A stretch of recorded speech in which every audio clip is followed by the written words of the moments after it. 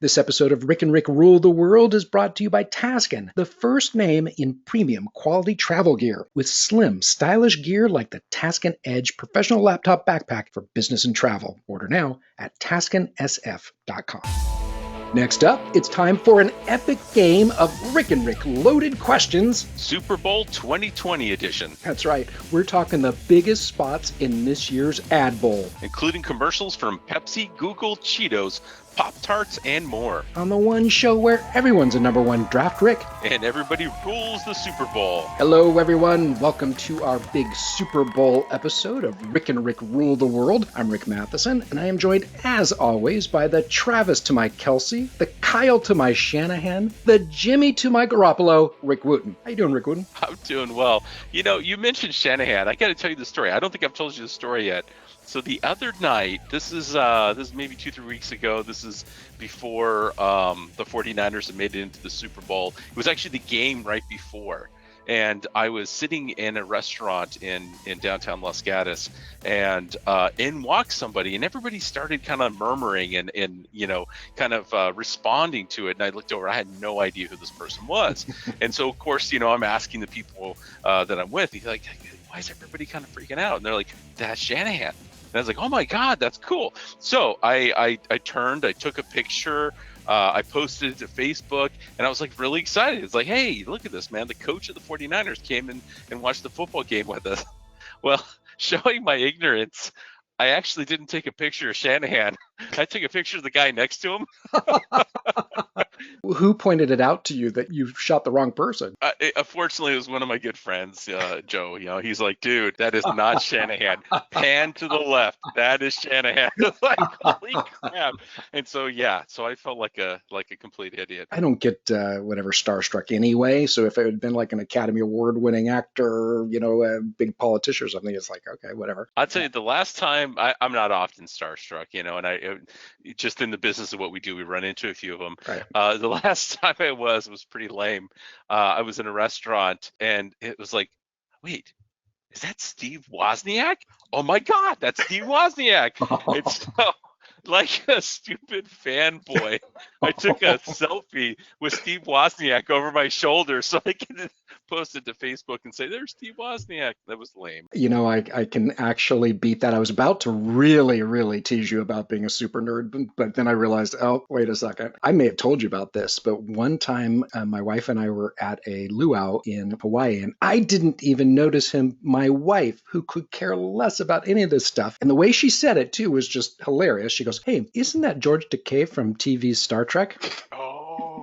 And I was like, what? And then I looked over and I was like, oh, yeah, it is. And then she goes, well, go get a photo with him. I'm like, no, I'm not going to go get a photo with him. Go get a photo with him. So I had to go over there. And he was actually really cool. And I did get a photo with him. But I totally, as I was asking, I was like, you total nerd. He must just be so irritated with people coming up and asking for photos. Just must drive him nuts. So did he do it? Oh yeah, he was totally cool. Fantastic. I'll have to find that photo and share it with you. But yeah, no, he's like, oh no, I'd love to. And you know, I think my wife took the photo and he did the Vulcan hand signal or something, if I remember. So nice. Yeah, it was one of those moments when, as you're asking the question, you're realizing, oh, dude.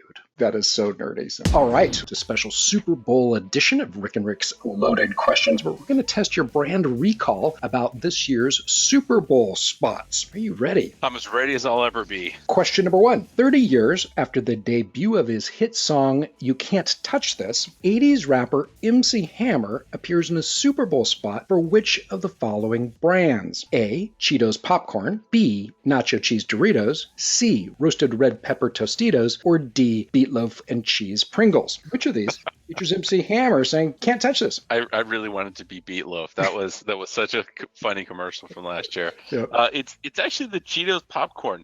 I've seen a couple of different versions of this same commercial, and it is absolutely hilarious. And you know, you got MC Hammer. There was actually this great one. It was like showing 1989. MC Hammer sits down at a piano, and he had been eating the popcorn. And he goes to play, and he's like, looks at his fingers, and he looks at the white keyboard, and he looks at his fingers. He's like, I can't touch this.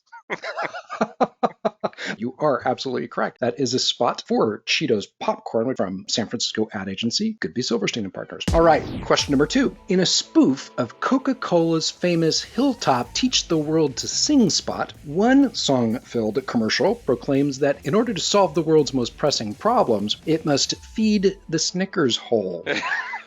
Which of the following is not one of the problems feeding the Snickers hole is meant to fix? A. Grown men riding scooters. B. Milk getting continuously reinvented. C. Autocorrect fixing the word demented. Or D. People naming their kids after vegetables. Which of these is not one of the problems that feeding the Snickers hole is supposed to fix? I know it's not the vegetable one because I specifically remember them naming their kid Kale. Right. And by the way, just for the audience, I hate kale. I cannot stand kale. And so every time I get a salad, it's like, yeah, can I get that without kale? So that one kind of stuck in my memory. I'm gonna guess autocorrect fixing the word demented. You are correct. As the spot goes, the person is complaining of autocorrect is demented. It's a good job there. Number 3. In a heart-stirring Super Bowl spot from Google, the world's #1 search engine keeps an old man from forgetting A. where he lives, B. the staggering amount of his personal data that Google is more than happy to collect and monetize, C. his wife Lorena, D. his wife Loretta, or E. his spot's ranking on USA Today's Super Bowl ad meter. Which of these is Google trying to help this guy avoid forgetting? I believe it was his wife Loretta. You are correct. The Google spot is called Loretta, and it's comprised of this old man's searches to help him remember his beloved wife. It's pretty powerful. You know, this is one that I am so glad to see. I loved it. And I thought it was really cool kind of how they were using a lot of Google features, products in this commercial, but he was able to talk to it and say, hey, don't let me forget about this, don't let me forget about that, these special moments with her, or the way she made me feel, or what have you. I thought that was an incredibly powerful commercial. All right, so question number 4. In a spot from Pepsi Zero Sugar, Missy Elliott and H.E.R cover which of the following songs from the Rolling Stones? A. Satisfaction. B. You Can't Always Get What You Want. C. Paint It Black. D. She's So Cold. Or E. Beauty School Dropout. Which of these songs are Missy Elliott and H.E.R covering in this spot for Pepsi Zero Sugar? I think it was Paint It Black. You are correct. So this spot actually does this thing where they're mimicking the red of Coca-Cola. They actually have that sort of wave icon, and then it all turns to black to celebrate this new look for Pepsi Zero Sugar. I was kind of surprised how close that was. Yeah, I got to tell you, I think this commercial is a complete and utter failure. Here's why. I had to watch it twice. The first time, I thought it was a Coke Zero commercial, literally to the end. And then at the end, just as I was moving on, it's like, wait, was that a Pepsi commercial? Oh. And then I had to go back, and I literally had to rewatch the commercial. They call it Pepsi Zero Sugar. Right. They have the same black can. They covered up a red can. Literally, this could have been a Coke commercial. And if you and I weren't doing the show, I wouldn't have gone back to watch it again. Okay, so question number 5. MetLife airs a commercial during the Super Bowl that reviews the 4 words the Greeks had for which of the following words? A. Heartburn. B. Love. C. Life. Or D. Beetloaf. Which of these did the Greeks have 4 words for in this MetLife commercial? Dude, it was love. You are correct. So this commercial actually is very well produced, and it goes through these 4 Greek words for love, the types of love, and there's philia, which is friendship, storge, the kind that you have for a grandparent or a brother, eros, when you have that uncontrollable urge to, and agape, unconditional love. It's a really well produced spot, but for me, it came off a little unintentionally funny because, MetLife's an insurance company, and the voiceover is telling us, for 175 years, we've been helping people act on their love. Because from the looks of this spot, you're on your own, people. Instead of insurance getting you a caregiver or a room at a nursing home, you're going to act on your love while they collect your premiums. There's footage of a man bathing his elderly father, and the tagline at the end makes it even worse.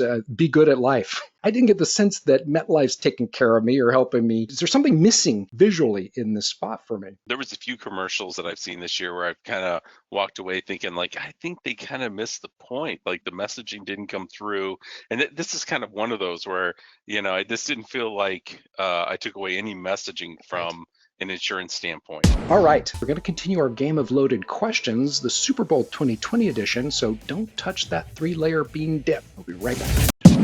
Hey, Rick and Rick Nation, don't forget to check out our website at rickandrick.com. It's double the Rick in just one click at rickandrick.com. And welcome back to Rick and Rick Rule the World. This is Rick Matheson and Rick Wooten, and we're continuing our game of loaded questions, Super Bowl 2020 edition. Next question. In a groundbreaking spot called Be the One, Microsoft celebrates Katie Sowers, the first woman to ever coach A, an NFL football team competing in the Super Bowl, B, an NFL football team trying to spell the word kaleidoscope, C, an NFL football team debating the merits of a 2014 David Ramey Pinot Noir, or D, an NFL football team trying to find the party at Lizzo's house.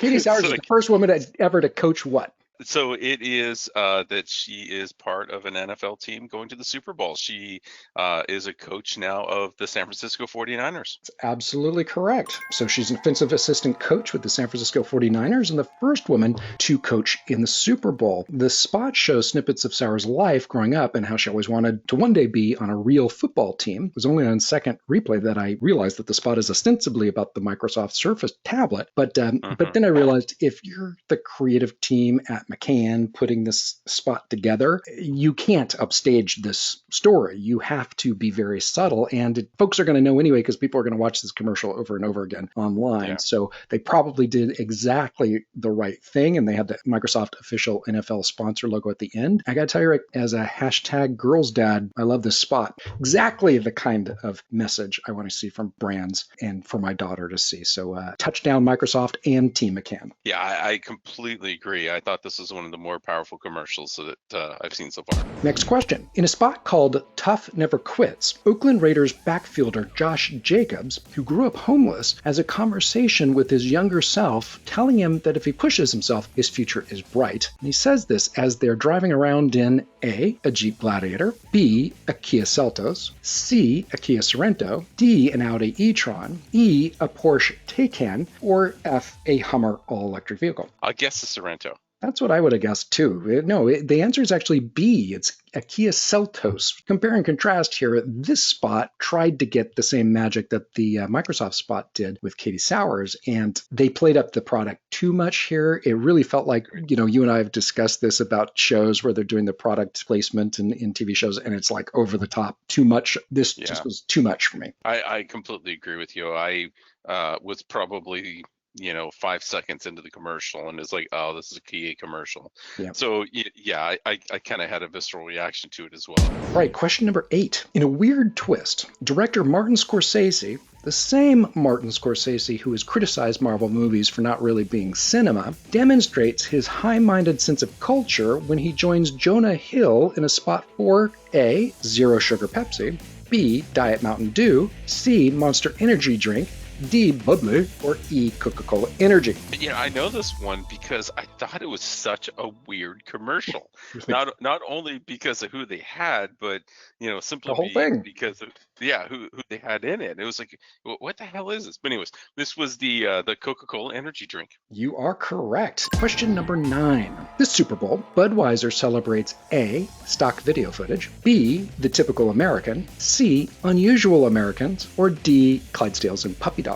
Which of these do they celebrate? They've got a couple commercials out, but I think the one that you're talking about was the average American. It's a great commercial where they're like, oh yeah, well, he's just an average American. They show Americans doing all kinds of like amazing, crazy things. It was a good spot, and then tied into the typical American beer being a lot better than and a lot cooler than some like to make it out to be. So that was a good spot. Exactly.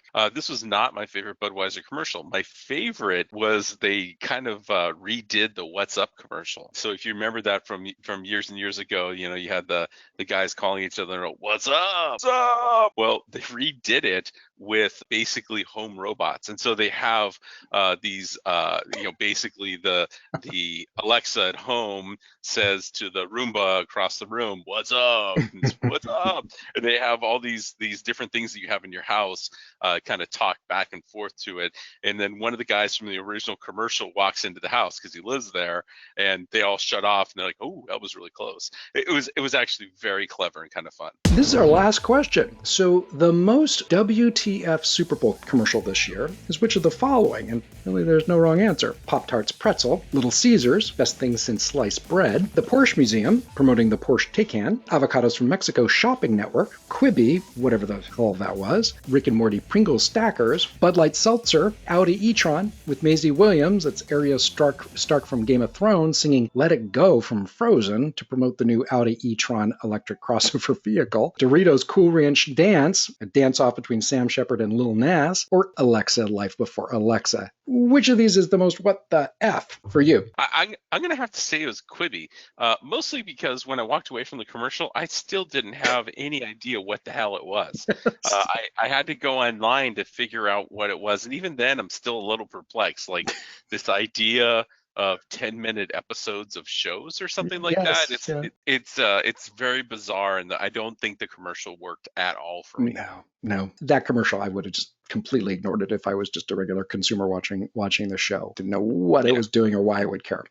My favorite spot, I think my favorite spot of this year's Super Bowl is, at least of the ones that I've seen so far, may well be the Porsche Museum or the Porsche Taycan. That was just fun. I started cracking up. It's well shot. It's, sort of game of cat and mouse with the security team at this Porsche Museum, and they're using all these classic Porsches, really kind of going through the whole history of Porsche in this race right out of Fast and the Furious, and some hilarious spots where they all creep to a tiny crawl because they're passing a cop car. Just well done. And it's from this agency, Chicago-based Kramer Kressel, which this is not the kind of spot I would normally associate with them. I thought this was outstanding. Yeah, I thought this was a great commercial as well. It took me a little bit to figure out what it was as I was watching it. In the end was a little bit unexpected. I kind of figured it out just before it happened.